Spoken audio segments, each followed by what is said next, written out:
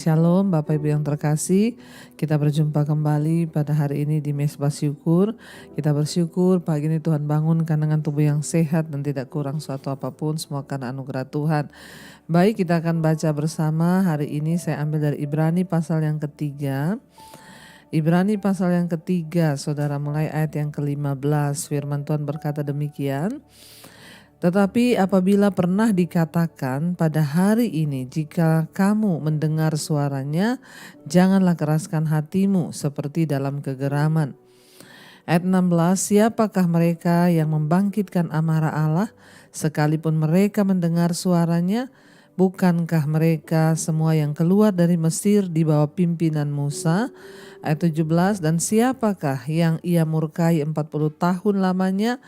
Bukankah mereka yang berbuat dosa dan yang mayatnya bergelimpangan di padang gurun? Ayat 18, dan siapakah yang telah ia sumpahi bahwa mereka takkan masuk ke tempat perhentiannya? Bukankah mereka yang tidak taat? Demikianlah kita lihat bahwa mereka tidak dapat masuk oleh karena ketidakpercayaan mereka. Saudara, firman ini berkata tetapi apabila pernah dikatakan pada hari ini, jika kamu mendengar suaranya, jangan keraskan hatimu. Kekristenan itu bukan soal agama, kekristenan itu bukan hanya soal kita ke gereja, bukan hanya soal berapa tahun kita punya jabatan di gereja atau apapun pelayanan kita.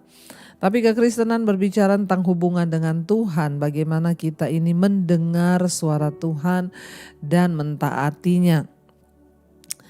Ya, firman Tuhan berkata, siapa yang Allah murkai, saudara? Ya, ketika kita tahu cerita ini bagaimana Tuhan membawa bangsa Israel keluar dari tanah perbudakan di Mesir. Tuhan berbicara lewat Musa, saudara ya. Dan yang Tuhan mau sebenarnya hanya satu kepada bangsa ini adalah mereka mendengar suara Tuhan dan taat kepada apa yang Tuhan perintahkan. Ya, karena itu satu hal yang Tuhan rindukan dari hidup kita ini menjadi orang percaya hanya mendengar suara Tuhan dan taat, saudara. Ya, ayat 15 ini berkata, pada hari ini jika kamu mendengar suaranya, janganlah keraskan hatimu. Ada banyak orang yang bolak-balik ke gereja dengar khotbah. Bahkan ada banyak orang yang tiap hari dengar khotbah saya, mezbah doa, mezbah syukur. Ya, tapi tidak sedikit tuh saya dengar orang berkata, Bu, itu loh, suami saya tiap hari dengar khotbah ibu, istri saya tiap hari dengar khotbah ibu, mama saya tiap hari dengar khotbah ibu. Tapi heran Bu, kelakuannya tuh gak berubah-berubah. Saudara, setiap hari kita tuh mendengar khotbah, kita mendengar firman Tuhan tuh tentunya yaitu kita sedang mendengar suara Tuhan. Sebab Tuhan berbicara juga lewat hamba-hambanya seperti Musa berbicara kepada bangsa Israel.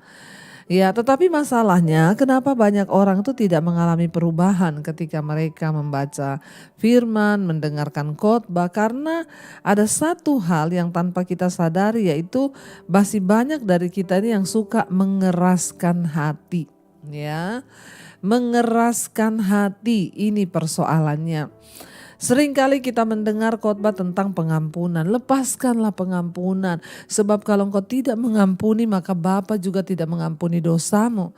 Tapi banyak dari kita yang terus mengeraskan hati dan punya banyak alasan yang gak mungkin lah saya ampuni dia, apa yang dia lakukan begitu sakit kepada saya.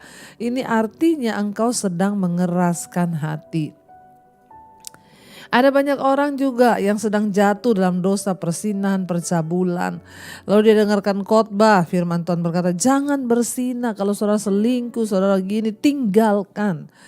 Ya, tetapi banyak juga yang tidak bisa keluar dan memilih untuk tetap tinggal dalam dosa. Kenapa? Karena mengeraskan hati.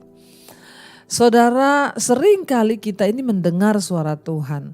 Tidak ada alasan sekarang orang itu tidak mengerti kehendak Tuhan. Gak ada alasan orang itu sekarang tidak mengerti rencana Tuhan dan tidak mendengar suara Tuhan.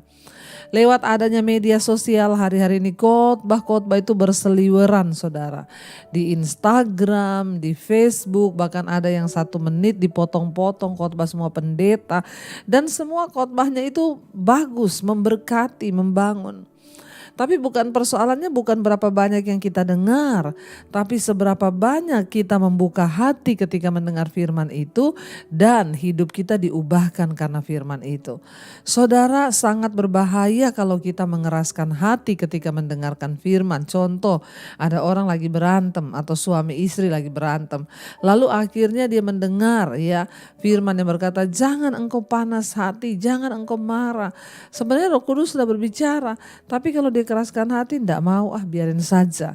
Itu yang menyebabkan iman kita ini menjadi kerdil, bahkan mati kalau kita itu mengikuti terus seperti itu, hati yang keras. Saudara, ya bahkan sangat berbahaya. Kenapa? Karena Alkitab berkata ya setelah dikatakan pada hari ini jika kamu mendengar suaranya jangan keraskan hatimu.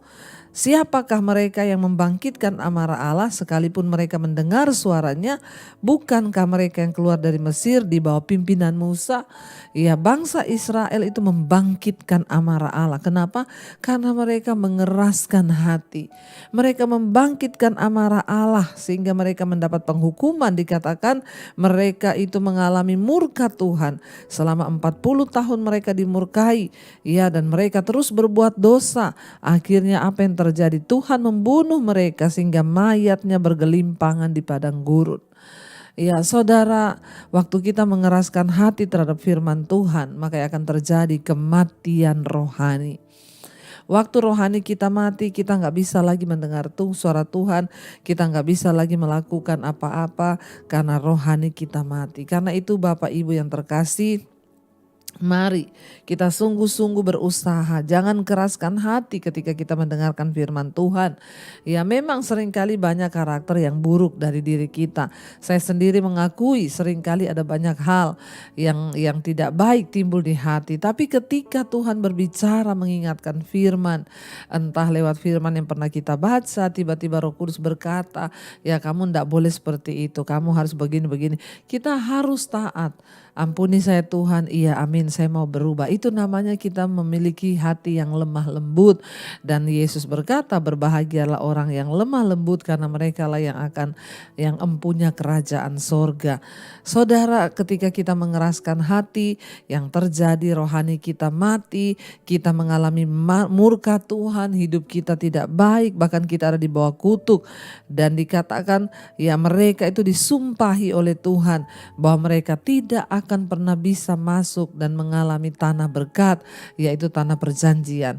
Orang yang selalu mengeraskan hati ketika mendengarkan firman, maka engkau tidak akan pernah melihat janji-janji Tuhan terjadi dalam hidupmu. Ya, ayat 19 berkata, demikianlah kita lihat bahwa mereka tidak dapat masuk oleh karena ketidakpercayaan mereka. Kita sudah mendengarkan firman. Marilah kita percaya kepada suara Tuhan dan kita taat. Jangan keraskan hati, karena ketika kita mengeraskan hati itu sama artinya dengan kita tidak mempercayai Tuhan. Bapak Ibu yang terkasih, Tuhan menginginkan kita semua memiliki iman yang hidup, memiliki iman yang luar biasa. Karena itu ya ketika Tuhan berkata jangan khawatir, ya sudah jangan khawatir, jangan keraskan hati. Ya sebab kita gak akan melihat apa-apa ketika kita tetap khawatir dan tidak mau tunduk kepada firman Tuhan. Mari hari-hari ini biar iman kita semakin bangkit, iman kita semakin teruji dan kita boleh keluar sebagai pemenang menjelang hari kedatangan Tuhan. Mari kita tundukkan kepala, kita akan renungkan firman ini. Terima kasih Bapa, kami bersyukur firman Tuhan mengingatkan kami pagi ini. Untuk kami belajar melembutkan hati kami, bahkan membuka hati kami untuk suara dan jamahan Tuhan. Agar kami mengalami hal-hal yang baik, bukan sebaliknya mengalami murka Tuhan. Ajar kami Bapa, ajar kami Tuhan. Katakan bersama pujian ini di hadapan Tuhan saudara.